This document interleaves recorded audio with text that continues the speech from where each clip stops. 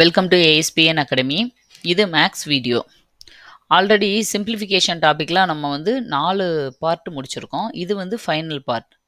Part 1, part 2, part 3, part 4. ஓகேவா? அந்த 4 இதுலயுமே கிட்டத்தட்ட ஒரு 11 மாடல் டைப் சம்ஸ் வந்து நான் எக்ஸ்பிளைன் பண்ணியிருக்கேன். பேசிக்லேருந்து டஃப் லெவல் வரைக்கும் எல்லா மாடல் சம்ஸும் அதில் கவர் ஆகிருக்கும். வீடியோவோட கடைசியில் பழைய ஓல்டு கொஷின் பேப்பர்லேருந்து அந்த சிம்பிளிஃபிகேஷன் டாப்பிக்கில் கேட்ட கொஸ்டினோட சாம்பிள் கொஸ்டின் ஏதாவது 1, 2 அதுவும் எக்ஸ்பிளைன் பண்ணியிருப்பேன் ஒவ்வொரு வீடியோவிலையும். பார்க்காதவங்க அதை பார்த்துட்டு இந்த ஃபைனல் பார்ட்டுக்கு வாங்க. அப்போ தான் உங்களுக்கு வந்து இந்த சம்ஸ் வந்து போடுறது கொஞ்சம் ஈஸியாக இருக்கும். இதே மாதிரி நம்மளோட சேனலில் எல்சிஎம் ஹெச்சிஎஃபோட டாப்பிக்கோட மொத்த கிட்டத்தட்ட ஒரு 20 டைப்புக்கு மேலே இருக்கிற மாடல் சம்ஸ் எல்லாமே அதில் கொடுத்துருக்கோம். எக்ஸாம்ஸில் அதில் இருந்து மட்டும்தான் கேட்குறதுக்கு சான்சஸ் நிறைய இருக்குது. எல்லா மாடலும் அதில் கவர் ஆகிருக்கும். ஓகேவா? அதில் இருக்க 5 பார்ட்டையும் நீங்கள் போட்டு பார்த்தாலே போதும், உங்களுக்கு எல்சிஎம் ஹெச்சிஎஃப் ஃபுல்லாக கவர் ஆயிரும். அதே மாதிரி தான் இந்த சிம்பிளிஃபிகேஷன். இதில் இந்த ஃபைனல் பார்ட்டோட இந்த டாப்பிக்கே முடியுது. இதில் பாருங்கள், ஆல்ரெடி டைப் 11 வரைக்கும் நம்ம பார்த்துருக்கோம். இப்போ நம்ம பார்க்க போகிறது டைப் 12. இந்த மாதிரி ஒரு சம் கொடுத்துருவாங்க. கொடுத்துட்டு இதை வந்து சிம்பிளிஃபை பண்ணுங்க அப்படின்னு கொடுப்பாங்க. இப்போ இப்படி கொடுத்தாங்கன்னா நீங்கள் வந்து இந்த மாதிரி டைப்புக்கு எல்லாமே நான் ஷார்ட் ஃபார்ம் தான் சொல்ல போகிறேன். எல்லாம் நம்ம வந்து ஸ்டெப்ஸ் நம்மகிட்ட கேட்க போகிறது கிடையாது. ஸ்டெப்புக்கு மார்க்கும் கிடையாது நம்மளுக்கு. அதனால நம்ம அதை தெரிஞ்சுக்கிட்டு எந்த யூஸும் இல்லை. டைரெக்டாக இது ஸ்டெப் வைஸ் போட்டோம்னா ரொம்ப டைம் எடுக்கும். டைரெக்டாக இதை எப்படி வந்து ஷார்ட்டாக அந்த கொஷினை பார்த்த உடனே போடுறது அப்படின்றது சொல்கிறேன் பாருங்க. இந்த மாதிரி கேட்டாலே என்ன செய்யணும் அப்படின்னா, ஆன்சர் எப்படி வரும்னா, ஃபஸ்ட்டு டேர்மோட மேல் உறுப்பு, ஓகேவா, மேலே இருக்கிற பார்ட்டு. அதே இது லாஸ்ட் டேர்மோட கீழ் உறுப்பு. இதுதான் ஆன்சர். ஓகேவா? அது எப்படி போட போகிறோம் அப்படின்றத நான் சொல்கிறேன் உங்களுக்கு. இப்போ பாருங்கள், இதில் ஃபஸ்ட்டு டேர்ம்ன்றது இது தானே, 1 மைனஸ் 1/3ன்றது தான் எனக்கு ஃபஸ்ட்டு டேர்ம். இதை எப்படி நான் எழுதலாம்? நான் என்ன சொல்லியிருக்கேன், இந்த மாதிரி கொடுத்தாலே கீழே ரெண்டையும் மல்டிப்ளை பண்ணணும், மேலே அதுலேருந்து இந்த சிம்பிள் என்ன இருக்கோ அதை பண்ணணும். இங்கே மைனஸ் இருக்கனால மைனஸ் பண்ணணும். அப்போ 1 3 மைனஸ் 1/3 வருமா? இப்போ இதை இன்னும் சிம்பிளிஃபை பண்ணால் 3 - 1 2 2/3. இதை நான் சிம்பிளிஃபை பண்ணி வச்சுக்கிட்டேன் ஃபஸ்ட்டு டேர்ம். ஓகேவா? ஓகே. இப்போது ரெண்டாவது டேர்மு, மூணாவது டேர்மு, எத்தனை டேர்ம் கொடுத்துருந்தாலும் நீங்கள் அதை கன்சிடர் பண்ணவே தேவையில்லை. டைரெக்டாக லாஸ்ட் டேர்முக்கு போயிடலாம். லாஸ்ட் டேர்ம் என்ன கொடுத்துருக்காங்க? 1 - 1/1000 கொடுத்துருக்காங்க. சரியா? இதையும் இதே ஃபார்மேட்டில் நான் இப்போது எக்ஸ்பேண்ட் பண்ணி எழுதிக்கிற போகிறேன். இப்போ 1000னா எப்படி வரும்? 1000 - 1 டிவைடட் பை இந்த 1000 கீழே அப்படியே வருமா? வந்தால் 999/1000 வரும். இதுதான் இப்போ எனக்கு லாஸ்ட் டேர்ம், இந்த சம்மோட லாஸ்ட் டேர்ம். இப்போ நான் ரெண்டும் கண்டுபிடிச்சிட்டேன். இதை இப்படியே எடுத்து எழுதிடணுமா அப்படின்னு கேட்டால் இல்லை. என்ன கொடுத்துருக்கோம்? ஃபஸ்ட்டு டேர்மோட மேல் உறுப்பும் லாஸ்ட் டேர்மோட கீழ் உறுப்பு அப்படி தானே கொடுத்துருக்கோம். அப்போ ஃபஸ்ட்டு டேர்மோட மேல் உறுப்பு எது? மேலே இருக்குது 2, 2 அப்படிங்கிறது தான் ஃபஸ்ட்டு டேர்மோட மேலே இருக்கிறது. லாஸ்ட் டேர்மோட கீழே இருக்கிறது என்னது? 1000.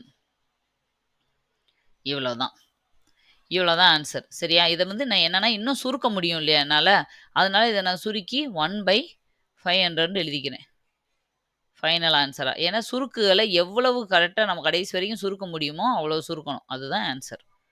புரியுதா உங்களுக்கு? இந்த மாதிரி ஒரு லென்த்தியாக அந்த மாதிரி சம் கொடுத்தாலே நீங்கள் ஃபஸ்ட்டு டேர்ம் லாஸ்ட் டேர்ம் மட்டும்தான் எடுத்துக்கணும். அந்த ஃபஸ்ட்டு டேர்ம் டைரெக்டாக வெறும் அவங்க கொடுக்கும்போதே 2/3 5/3 அப்படின்னு கொடுத்துட்டாங்கன்னா அதவே எடுத்துக்கலாம் நீங்கள்.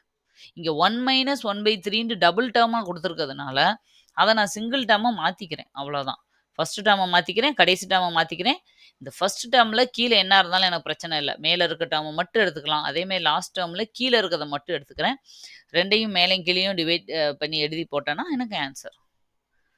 புரியுதா? இவ்வளோதான் சிம்பிளாக பார்த்த உடனே. ஏன்னா நம்மளுக்கு அங்கே வந்து சம் போடுறதுக்கு ஒரு 30 செகண்ட்ஸ் தான் இருக்கும். அதுக்குள்ளே போடுற மாதிரி தான் நம்ம ப்ராக்டிஸும் பண்ணணும். ஏன்னா அதோட ஃபுல் ப்ராசஸும் தெரிஞ்சு நம்ம எதுவும் பண்ண போகிறதில்ல. ஓகே. இப்போ பாருங்கள், இதே மாடலில் கொஞ்சம் வேரியானது தான் அடுத்த type 13. 1/2 × 3 + 1/3 × 4 1/4 into 5 plus 1/5 into 6 up to 1/9 into 10 வரைக்கும். இப்படி குடுத்தாலும், ஐயோ! இவ்வளவு இருக்கே! அப்படின்னு நீங்க கன்ஃப்யூஸ் பண்ண தேவையில்ல. அதே மாதிரி இந்த 2யும் மல்டிப்ளை பண்ணி நான் 1/6 அப்படின்னு எடுக்கிறேன் அப்படின்னும் எடுக்க தேவையில்ல. ஏன்னா எடுத்தாலும் கடைசியில நீங்க தான் அடிச்சு சுருக்கி போட வேண்டியிருக்கும். அதனால இப்படி அவங்களே டெர்ம் பிரிச்சு குடுத்துட்டாங்கன்னா, நீங்க டைரக்ட்டா இப்படி எடுத்துக்கோங்க. இங்க பாருங்க. இது ஃபர்ஸ்ட்டு. இதே 2 டெர்மா பிரிக்கிறோம். 1/2 இன்டு 1/3ன்னு பிரிக்கலாம். அப்ப இந்த 1/2 தான் எனக்கு ஃபர்ஸ்ட் டெர்ம். சரியா? ஃபர்ஸ்ட் டெர்ம் வந்து 1/2. லாஸ்ட் டெர்ம் என்னது? இதுதான் லாஸ்ட் டெர்ம். அப்படிதானே? அப்ப எனக்கு 1/10 அப்படிங்கிறது தான் லாஸ்ட் டெர்ம். இப்போ ஃபர்ஸ்ட் டேர்ம், லாஸ்ட் டேர்ம் கண்டுபிடிச்சிட்டேன். இதை எப்படி எழுதணும்? ஏன்னா மேலே இருக்க சம்மில் எப்படி எழுதிட்டோம்? அப்படியேவும் நியூமரேட்டரும் டினாமினேட்டரும் எழுதிட்டோம் இல்லையா? ஆனால் இந்த மாதிரி சம்மில் அப்படி எழுதக்கூடாது. ஏன்னா இவங்க அப்படி கேட்கல நம்மளுக்கு. மேலே இந்த சம்மில் மல்டிப்ளிகேஷன் இருந்துச்சு, இங்கே ப்ளஸ் இருக்குது. இப்போ இங்கே இதை என்ன பண்ணணும்னா, இப்போ இங்கே பாருங்கள் 1/2 இன்ட்டு 1/3ன்னு இருக்கு. ஓகேவா? அதாவது ஃபஸ்ட்டு கொடுத்துருந்தாங்க இல்லையா 1/2 இன்ட்டு 3. இதை நான் எப்படி எழுதுறேன்? 1/2 இன்ட்டு 1/3ன்னு எழுதுறேன். ஆக்சுவலாக ஆன்சர் 1/6ன்னு கிடைக்கும். இதை நான் எப்படி இந்த சம்மில் எப்படி எழுதிக்கிறணும்னா, இந்த மாதிரி கேட்டால் நான் இதை 1/2 மைனஸ் 1/3ன்னு எழுதலாம். இதுவும் இதுவும் சேம் தான் நான் இப்போ சொல்கிறேன். எப்படின்னா, இப்போ இதுக்கு நான் எல்சிஎம் கண்டுபிடிக்கிறேன் பாருங்க. கண்டுபிடிச்சா எனக்கு 6 வரும். இங்கே வந்து நான் என்ன பண்ணுவேன், 3ஆல பெருக்குவேன், இங்கே 2ஆல பெருக்குவேன். அப்போ 3 மைனஸ் 2 வரும். அப்போ எனக்கு ஆன்சர் 1/6 தான் வரும். ஓகேவா? இப்போ ஃபஸ்ட்டு டேர்மவே நான் வந்து 1/2 மைனஸ் 1/3ன்னு எழுதலாம். அதான் மீனிங். இந்த தான் அவங்க வந்து அப்படி எழுதியிருக்காங்க. சரியா? அப்போ நான் இந்த லாஸ்ட் இப்படி கிடைக்குது இல்லையா, அந்த 2 டேர்மும், இதை நான் வந்து என்ன பண்ணணும்னா, நான் பண்ண வேண்டியது 1/2 நீங்கள் பாட்டு 1/2 இன்ட்டு 1/10ன்னு போட்டு 1/20 ஆன்சர்ன்னு போட்டுறக்கூடாது. ஓகேவா? இதை என்ன பண்ணணும்னா இப்படி போட்டுட்டு 1/10ன்னு நான் எழுதலாம். ஏன்னா இது ரெண்டும் மல்டிப்ளிகேஷனுக்கு இதுக்கு ஈக்குவலாக தான் வருது அப்படிங்கிறதுக்காக. ஆனால் எல்லாத்துலேயும் ஆன்சர் கரெக்டாக வருமா அப்படின்னு கேட்டேன். இது ரெண்டும் சமம் தான், ஒரே மாதிரி வர்றதுக்காக தான் இப்படி எழுதியிருக்கோம். இப்போ இதுக்கு நீங்கள் எல்சிஎம் கண்டுபிடிங்க. 5 மைனஸ் 1 டிவைடட் பை 10ன்னு வரும். கடைசியில் இதை 4/10ன்னு வரும். அடித்து போட்டால் எனக்கு 2/5 தான் ஃபைனல் ஆன்சர்.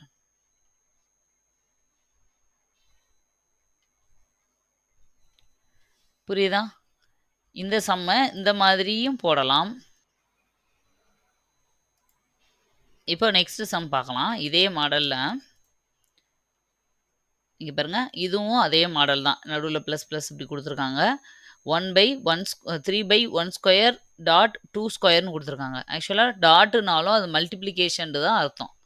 சரியா? அதனால் டாட் கொடுத்தனே அது என்னவோன்னு நினச்சி கன்ஃபியூஸ் ஆகிடாதீங்க. டாட் கொடுத்தாலும் அது மல்டிப்ளிகேஷன் தான். அப்போ நீங்கள் மல்டிப்ளிகேஷன்லேயே நீங்கள் எடுத்துக்கலாம். அப்போ இதுக்கு முன்னாடி சம்மும் அப்படி தானே இருந்துச்சு. அப்போது இங்கே மேலே 3 வந்திருக்கு, 5 7 இப்படி வந்திருக்கே, அப்போ பெருசாக வருமா அப்படின்னா, எது வந்தாலும் நீங்கள் கண்டுக்கிறாதீங்க. உங்களுக்கு தேவை இந்த ஃபர்ஸ்ட் இருக்கு இல்லையா? இப்போ இதில் ஃபர்ஸ்ட் டேர்ம்னு எது நீங்கள் எடுத்துக்கணும்னா 1/1 ஸ்கொயர் அப்படிங்கிறது தான் ஃபர்ஸ்ட் டேர்ம். இங்கே கீழே இருக்கு இல்லையா, இதுதான் ஃபர்ஸ்ட் டேர்ம். இந்த 3யை விட்டுறணும். அதே மாதிரி இங்கே இருக்க லாஸ்ட் டேர்ம் தான் ஃபர்ஸ்ட் லாஸ்ட் டேர்ம். அப்போ 1/10 ஸ்கொயர் அப்படிங்கிறது தான் லாஸ்ட் டேர்ம். புரியுதா உங்களுக்கு? அப்போது இந்த லாஸ்ட்டை நம்ம செஞ்சோம் இல்லையா, அந்த சம் படியே செய்யணும். 1/1 ஸ்கொயர் மைனஸ் 1/10 ஸ்கொயர் நான் போடுறேன். இப்போ 1/1 ஸ்கொயர் எவ்வளவு? 1. அப்படியே வச்சுக்கிறேன். 1/10 ஸ்கொயர் 100. அதாவது இது எப்படி நான் எழுதலாம்? 1 மைனஸ் 1/100 எழுதலாம். அப்போ 1/1 மைனஸ் 100 எப்படி எழுதுவோம்? 100 மேலே வரும், மைனஸ் 1ன்னு வரும், டிவைடட் பையில் ஒரு 100 வரும். அப்படி தானே? அப்போ 99/100. இதுக்கு மேலே அதை சுருக்க முடியுமா? முடியாது. அப்போ இதுதான் ஆன்சர். இது வந்து ஷார்ட்கட் மெத்தடுப்பா. இது இப்படியே அப்படியே நீங்கள் ஞாபகம் வச்சுக்கோங்க. இந்த சம் கேட்டால் இப்படி தான் பண்ணணும் அப்படின்னு மட்டும் ஞாபகம் வச்சுக்கோங்க. இந்த முந்தின சம்மும் இதுவும் கொஞ்சம் ரிலேட்டபிளாக தான் இருக்கும். கொஞ்சம் தான் வித்தியாசம். அதனால தான் இதை ஒரே டைப்பில் கொடுத்துருக்கேன். இப்போ நெக்ஸ்ட் நம்ம பார்க்க போகிறது டைப் 14. இந்த டைப் 14 வந்து ரொம்ப ரொம்ப முக்கியமானது. ஏன்னா, நெறைய இதுலேருந்து ஒரு சம் ரொம்ப அடிக்கடி ஃப்ரீக்வென்ட்டா வந்துகிட்டே இருக்கு. சரியா? நம்ம அல்ஜிப்ரா ஃபார்முலாஸ்லாம் உங்களுக்கு குடுத்தேன் இல்லையா? அந்த ஃபார்முலாவ பேஸ் பண்ணி போடுற மாரி வரும் இந்த சம்ஸ் எல்லாம். இப்ப நீங்க பாருங்க, என்னடா இவ்ளோ பெரிய சம் குடுத்துருக்காங்களே அப்படின்னு நெனைக்காதீங்க. இந்த மாதிரி பெருசா குடுத்துட்டாலே, அது ஏதோ ஒரு ஏபி ஃபார்முலா டைப்ல இருக்கு அப்படிங்கிறத ஃபர்ஸ்ட்டு கண்டுபிடிங்க. எந்த ஃபார்மேட்ல இருக்குன்றத கண்டுபிடிக்கணும். இப்ப பாருங்க, இதுல மொத்தமே 2 நம்பர் தான் இருக்கு. நான் வந்து ஒரு நம்பர ஏன்னு எடுத்துக்கிறேன். 7, 8, 9 2 நம்பர் தானே இருக்கு. பி அப்படிங்கிறத 2, 1, 1 எடுத்துக்கிறேன். இப்போ இந்த 2 நம்பர வச்சு, அப்ப இது எந்த ஃபார்மேட்ல இருக்குன்னு கண்டுபிடிப்போம். மேல பாருங்க ஏ, ஏ, ஏ. அப்ப ஏ கியூப்ன்னு இருக்கு. அப்படிதானே? அடுத்தது இது வந்து பின்னு வச்சிருக்கேன். அப்ப b into b into b. அப்ப பி கியூப் டிவைடட் பை கீழ என்ன இருக்கு? A into a. அப்ப a square minus a into b ab plus 2 தடவை பி வந்திருக்கா அப்போ பி ஸ்கொயர். அப்போ இந்த ஃபார்மேட்டில் தான் ஒரு நம்பரை நம்மளுக்கு கொடுத்துருக்காங்க. அப்போ ஃபஸ்ட்டு நீங்கள் ஃபார்முலா படியே அதை வந்து எக்ஸ்பேண்ட் பண்ணி ஃபைனல் ஆன்சர் கொண்டு வந்துட்டு அந்த ஃபைனல் வேல்யூவில் அந்த ஏயும் பியும் மட்டும் அப்ளை பண்ணிடணும். நீங்கள் இங்கேருந்தே நம்பர்ஸை தூக்கிட்டு போய் அதில் போட்டு பிரித்து எழுதுனா ரொம்ப கன்ஃபியூஸ் ஆயிரும். நீங்கள் கடைசி வரைக்கும் ஃபைனல் சிம்பிளிஃபிகேஷன் வரைக்கும் ஃபார்முலாவை வச்சே சிம்பிளிஃபை பண்ணணும். பண்ணிவிட்டு கடைசியில் வந்து வர்ற வேல்யூவில் இந்த ஏயும் பியும் சப்ஸ்டியூட் பண்ணிடணும். சரியா? இப்போ நம்ம பண்ணலாம். பாருங்க ஏ கியூப் ப்ளஸ் பி கியூபுக்கு ஏற்கனவே நான் ஃபார்முலா உங்களுக்கு கொடுத்துருக்கேன். இதுக்கு முன்னாடி பார்ட்டில் இருக்குது. பார்க்காதவங்க அதில் போய் வெரிஃபை பண்ணிக்கோங்க.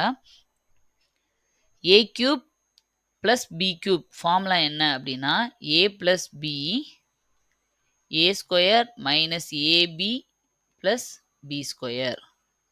இதுதான் ஃபார்முலா. ஓகேவா? கீழே எப்படி கொடுத்துருக்காங்க? A square minus ab plus b square. இது ஏதாவது எக்ஸ்பேண்ட் பண்ணணுமா?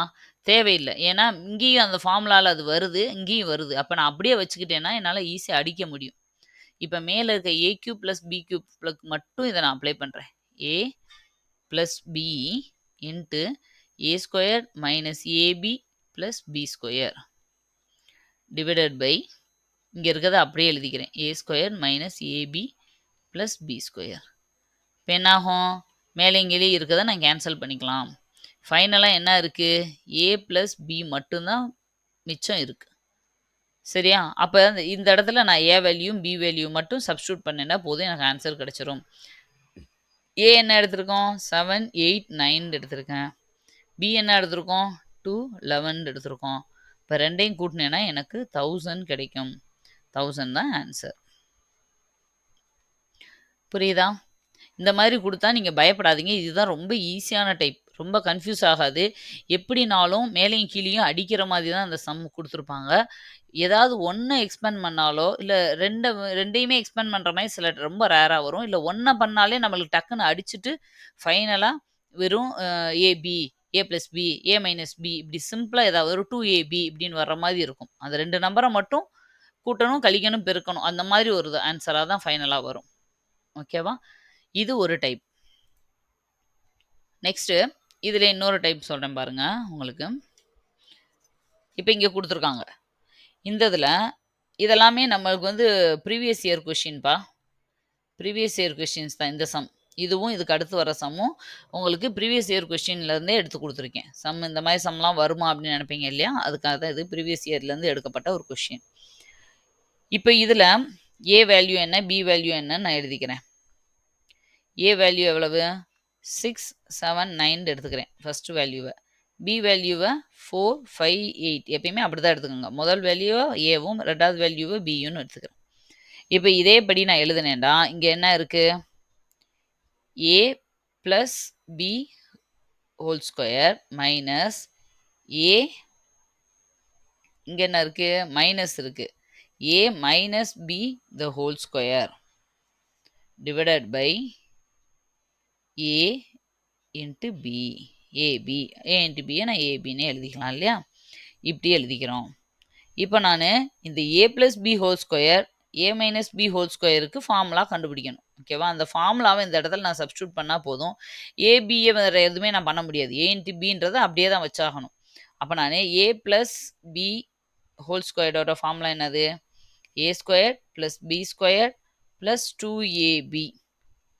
அதே இது a minus b the whole square formula என்னது? a square plus b square minus 2ab. இவ்வளோதான் டிஃபரன்ஸ். ஓகேவா? இப்போ இந்த ரெண்டு வேல்யூவையும் நான் இங்கே அப்ளை பண்ணணும். அப்ளை பண்ணால் எப்படி வரும்? இருங்க, a square plus b square plus 2ab minus a square plus b square minus 2ab. இதை மட்டும் பண்ணிக்கிறோம். அப்புறம் கீழே இருக்க ஏபியை பார்த்துக்கலாம். இப்போ இது ரெண்டையும் நான் மைனஸ் பண்ணணும்னா என்ன செய்யணும்? இதை ப்ராக்கெட்டை விட்டு நான் வெளியே கொண்டு வரேன். a square plus b square plus 2ab. இது வெளியே வந்துச்சுன்னா minus a square minus b square, இங்கே ஆல்ரெடி மைனஸ் இருக்குது, இங்கே ஒரு மைனஸ் இருக்குது, அப்போ ப்ளஸ் 2ab மாறிடும். இப்போ என்ன இருக்குது? நான் ஒரு a square minus a square அடிக்கலாம், ஒரு ப்ளஸ் b ஸ்கொயர் ஒரு மைனஸ் b ஸ்கொயர் அடிக்கலாம். இது ரெண்டுமே ப்ளஸில் இருக்கிறதுனால ரெண்டையும் நான் கூட்டி போடணும். 4ab. இப்போ இதை ஃபுல்லாக சிம்பிளிஃபை பண்ணால் எனக்கு 4ab கிடைக்குது. ஆல்ரெடி அங்கே கீழே ஒரு ab இருந்துச்சு இல்லையா, அதை மறந்துடக்கூடாது. அப்போ எனக்கு என்ன கிடச்சிருக்கு? 4ab by ab அப்படின்னு கிடச்சிருக்கு. அப்படி தானே? அப்போது இதில் நான் ஏபிஏபியை கேன்சல் பண்ணிக்கலாம். எனக்கு ஃபைனலாக கிடைக்கிற ஆன்சர் வந்து 4 மட்டும்தான். இப்போ நீங்கள் இந்த இடத்துல எந்த நம்பரையுமே அப்ளை பண்ண வேண்டிய அவசியமே இல்லாமல் போயிடுச்சு. பார்த்தீங்களா? ஏன்னா ஃபைனல் ஆன்சரில் எந்த ஒரு அதாவது எந்த ஒரு ஆல்ஃபபெட்டும் இல்லை, ஏயும் இல்லை பியும் இல்லை, எல்லாம் கேன்சல் ஆகி போயிடுச்சு. அப்போ இந்த இடத்துல நம்ம எந்த நம்பர் போட்டிருந்தாலும் கேன்சல் ஆகி ஃபைனலாக 4 தான் நம்மளுக்கு கிடச்சிருக்கும். நீ இப்போ இந்த இடத்துல 4ஏன்னு ஆன்சர் முடிஞ்சிச்சுன்னா 4 இன்ட்டு ஏவோட வேல்யூவை போட்டு மல்டிப்ளை பண்ணி எழுதியிருக்கலாம். இல்லை 4/bன்னு இருந்தால் கீழே வந்து 458ன்னு போட்டு எழுதியிருக்கலாம். எதுவுமே இல்லை, வெறும் 4 தான் கிடச்சிருக்கு. அப்போ நம்ம நம்பரை கொண்டு வந்து இங்கே எழுதியிருக்க தேவையே இல்லை. இந்த நம்பருக்கு இங்கே வேலையே இல்லை. இவ்வளோதான், 4 தான் ஆன்சர். புரியுதா? இந்த மாடல் சம்ஸ் இதுக்கு முன்னாடி சொன்னதும் இதுவும் ரொம்ப முக்கியமானது. இதை இங்கே திரும்ப திரும்ப ப்ராக்டிஸ் பண்ணிக்கோங்க. இதுக்கெல்லாம் ஒரே இது வந்து அல்ஜிபிரா அந்த ஃபார்முலாஸ் வந்து சாரி இயற்கணிதம் ஃபார்முலாஸை தெளிவாக தெரிஞ்சுக்கோங்க. அது தெரிஞ்சாலே போதும், டக்கு டக்குன்னு போட்டுக்கிட்டே இருக்கலாம். மொத்தமே ஒரு 7-8 ஃபார்முலா தான் இருக்கும். அதை ஒரு கண்ணில் படுற மாதிரி இடத்துல வச்சுட்டு டெய்லி ஒரு வாட்டி பார்த்தீங்கனாலே போதும், ரொம்ப ஈஸியாக இருக்கும். ஓகே, ஃபைனல் சம் பார்க்கலாம். இதுவும் ஒரு ப்ரீவியஸ் இயர் கொஷின் தான். இப்போது நம்ம லெட்டர் நம்பர்ஸாக கொடுத்துட்டா அதை வந்து நம்ம பிரித்து ஆல்ஃபபெட் படி மாற்றி அப்புறம் அதுக்குரிய ஃபார்முலாஸை போட்டு நம்ம எக்ஸ்பேண்டோ இல்லை சுருக்குறதோ பண்ணிடுறோம். இப்போ ஒரு சில டைமில் டைரெக்டாக இந்த மாதிரியே கொடுப்பாங்க. எக்ஸு ஒய் எக்ஸ்ஒய்னே கொடுப்பாங்க. சரியா? இந்த மாதிரி கொடுக்கும்போது எப்படி பண்ணலான்னு ஒரு மாடல் சொல்லி கொடுத்துட்றேன். இங்கே பாருங்கள், x cube by x minus y plus y cube by y minus x. ஓகேவா? இப்போ இதில் எப்படி இருக்கு? A cube plus b cube, a cube minus b cube, இந்த ஃபார்முலாலாம் நம்மளுக்கு தெரியும்ல, அதுபடி தான் நம்ம இதை பண்ண போகிறோம். சரி, ஃபஸ்ட் இதை பாருங்கள். இப்போ நான் x cube by x minus y அதை அப்படியே எழுதிக்கிறேன். இப்போ இங்கேயே எனக்கு எக்ஸ் மைனஸ் ஒய்ன்னு இருந்தால் எனக்கு வந்து காமனாக டினாமினேட்டர் எடுக்கிறதுக்கு ஈஸியாக இருக்கும் இல்லையா? அப்போ நான் என்ன பண்ணுறேன்னா, கீழே இருக்க வேல்யூவையும் நான் எக்ஸ் மைனஸ் ஒய்ன்னு திருப்புறேன். இப்போ திருப்பணும்னா நான் என்ன பண்ணணும்னா, இதை மைனஸ் எக்ஸ் மைனஸ் ஒய் அப்படி கொண்டு வரணும். ஓகேவா? இதை நான் இந்த பக்கம் இப்படி மல்டிப்ளை பண்ணேன்டா தான் எனக்கு எக்ஸுக்கு மைனஸ் வேல்யூவும் திரும்ப எக்ஸுக்கு வந்து எக்ஸ் மைனஸ் இன்ட்டு மைனஸ் ஒய்க்கு வந்து ப்ளஸ் வேல்யூவும் கிடைக்கும். புரியுதா உங்களுக்கு? இப்படி எழுதிட்டேன். இப்போ நான் இதை என்ன பண்ணலாம்டா, எக்ஸ் மைனஸ் ஒய் இந்த மைனஸ் வேல்யூ எனக்கு இங்கே காமனாக இங்கே கொண்டு வந்துடுறேன். இங்கே கொண்டு வந்தால் மைனஸ் ஆயிடுது, y square by x minus ஒய்ன்னு கிடைக்கும். இது ரொம்ப குரூஷியலான அந்த டைமு. இந்த இதை வந்து கரெக்டாக அந்த பாயிண்ட்டை மிஸ் பண்ணாமல் போட்டுரும். இந்த மைனஸை நீங்கள் மிஸ் பண்ணிங்கன்னா ஃபார்முலாவே மாற்றி போட்டுருவீங்க, செம்மையாக மாறிடும். சரியா? நான் திரும்ப ரெண்டையும் காமன் எடுத்ததுக்காக இதையும் எக்ஸ் மைனஸ் ஒய்ன்னு மாற்றுறேன். அதுக்கு ஒரு மைனஸால் மல்டிப்ளை பண்ணும்போது தான் எனக்கு மைனஸ் எக்ஸ் ப்ளஸ் ஒய் கிடைக்கும். அந்த மைனஸ் அடுத்த டேர்மில் வரும்போது என்ன ஆயிரும்னா, இந்த ப்ளஸுக்கு பதிலாக ப்ளஸோட மல்டிப்ளை ஆகி மைனஸாக மாறிடும். இது வரைக்கும் புரியுதா? சாரி, இது எல்லாமே cube. Y cube y cube miss பண்ணிடாதீங்க, கரெக்டாக போட்டுக்கோங்க. பாருங்க, நான் திரும்ப போட்டுறேன். இங்கே எல்லாமே எப்படி வந்துட்டுருக்குன்னா ஒய் க்யூப்னு தான் வந்துட்டுருக்கு. சரியா? Y cube. சரி, இது வரைக்கும் நான் எக்ஸ்பேண்ட் பண்ணிட்டேன். இப்போ இதை நான் என்ன பண்ணலாம்? இது ரெண்டுக்கும் சேர்த்து காமனா x cube minus y cube divided by 2 இதுக்கு பதிலாக ஒரு எக்ஸ் மைனஸ் ஒய் நான் எடுத்துக்கிறேன். இப்போ நான் கொடுத்துருக்க சம்மை சுருக்கி இந்த ஃபார்மேட்டுக்கு கொண்டு வந்துட்டேன். ஏன்னா எனக்கு அப்போ தான் வந்து ஃபார்முலா அப்ளை பண்ண ஈஸியாக இருக்கும். சரி, இப்போ கீழே எக்ஸ் மைனஸ் ஒய்க்கு நான் எந்த ஃபார்முலாவும் அப்ளை பண்ண முடியாது. ஆனால் எக்ஸ் கியூப் மைனஸ் ஒய் கியூபுக்கு வந்து என்னால் பண்ண முடியும். ஏன்னா எனக்கு ஏற்கனவே தெரியும் a cube minus b cube formula a minus b a square plus ab plus b square அப்படின்னு எனக்கு ஏற்கனவே தெரியும். இந்த ஃபார்முலாவை இப்போ நான் இந்த இடத்துல எக்ஸ் கியூப் ஒய் கியூபுக்கு பதிலாக அப்ளை பண்ண போகிறேன். அப்ளை பண்ண என்ன வரும்? X minus y x square plus x y plus y square divided by இந்த எக்ஸ் ஒய் அப்படியே இங்கே வந்துருமா? X minus y. இப்போ ஒன்றும் இல்லை, மேலே எக்ஸ் மைனஸ் ஒய் இருக்குது, கீழே எக்ஸ் மைனஸ் ஒய் இருக்குது, நான் கேன்சல் பண்ணிக்கலாம். ஃபைனலாக என்கிட்ட இருக்கிறது x square plus x y plus y square. இது மட்டும்தான் ஆன்சர். இதுவும் ஒரு ப்ரீவியஸ் இயர் கொஷின்ப்பா. நம்பர்ஸாக கொடுத்தா எப்படி போடணுன்றதையும் சொல்லிட்டேன். டைரெக்டாக லெட்டர்ஸ் எக்ஸ்ஒய் ஃபார்மேட்டில் கொடுத்தாலும் எப்படி பண்ணுறதுன்னு ஒரு மாடல் கொடுத்துட்டேன். இவ்வளோ தான் மேக்ஸிமம் வந்து உங்களுக்கு சிம்பிளிஃபிகேஷன்லேருந்து சம்ஸ் வரும். ரொம்ப ரேராக கொஞ்சம் ட்ரிக்கியாவோ இல்லை ரொம்ப டஃப்பாக கேட்கணும் போது வேறு மாதிரி வரலாம். அதை வந்து நம்ம இன்னும் நிறைய ப்ரீவியஸ் இயர் கொஸ்டின்ஸ் பார்க்கும்போதும் எக்ஸ்ட்ரா வந்து உங்களுக்கு நான் நிறைய வீடியோஸ் கொடுப்பேன். இதில் மிஸ் ஆகிருந்தாலும் அந்த டாபிக் எல்லாமே கவர் ஆயிரும். மோஸ்ட்லி இந்த டாபிக் எல்லாமே நீங்கள் பார்த்தாலே போதும், உங்களுக்கு சிம்பிளிஃபிகேஷன் வந்து டாப்பிக்கே ஃபுல்லாக கம்ப்ளீட் ஆயிரும். நோட்டில் லைனாக டைப் 1 டைப் 2ன்னு போட்டு கொஸ்டினோட ஆன்சரை எழுதி வச்சு பழகுங்க. போகிறதுக்கு முன்னாடி, எக்ஸாமுக்கு முன்னாடி இந்த நோட்டை மட்டும் ஜஸ்ட் ரிவைஸ் பண்ணால் போதுன்ற அளவுக்கு இருக்கணும்.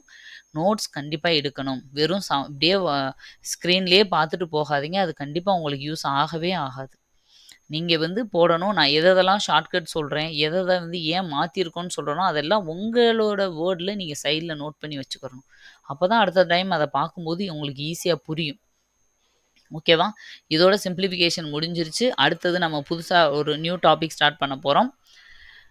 என்னோட சேனல் வந்து உங்களுக்கு பிடிச்சிருந்தா கண்டிப்பாக உங்களோட ஃப்ரெண்ட்ஸு இந்த மாதிரி எக்ஸாம் ப்ரிப்பேர் பண்ணிகிட்டு இருக்க எல்லாருக்கும் சப்ஸ்கிரைப் பண்ண சொல்லுங்கள், ஃபாலோ பண்ண சொல்லுங்கள்.